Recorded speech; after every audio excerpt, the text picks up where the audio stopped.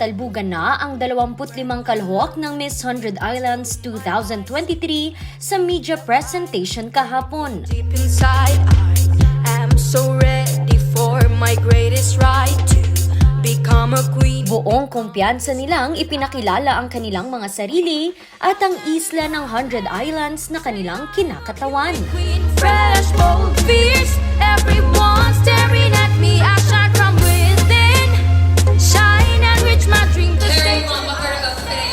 Sa entire city, Buong Island. Isa-isa rin nilang inilatag ang mga advokasiyang hindi lamang para sa 100 Islands, kundi buong Pangasinan. There are thousands of tourists visiting 100 Islands.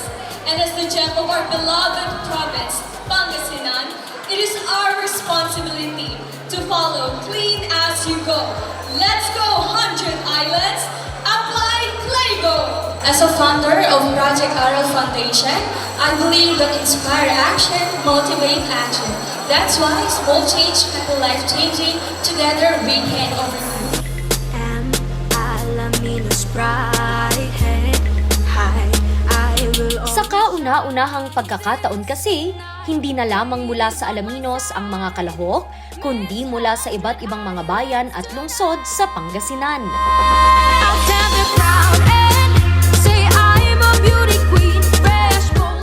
So since nag-open po tayo sa pandemic, kailangan po according to our mayor na i-open din po natin ang ating isla o ang ating 100 Islands sa buong, not just in Alaminos but sa buong province, dahil kailangan nating i-promote ito sa not just in Pangasinan, in the Philippines but in the whole world. What is your opinion on Miss 100 Islands being a province-wide pageant rather than open to only ladies of Alaminos, since 100 Islands is mainly located at Alaminos? Suportado naman ito ng pambato ng Alaminos. Conducting such a pageant, like a province-wide pageant, has its own reason why we are here today with my fellow candidates and my fellow sisters. And that is very essential for us, for every town of the Pangasinan, to at least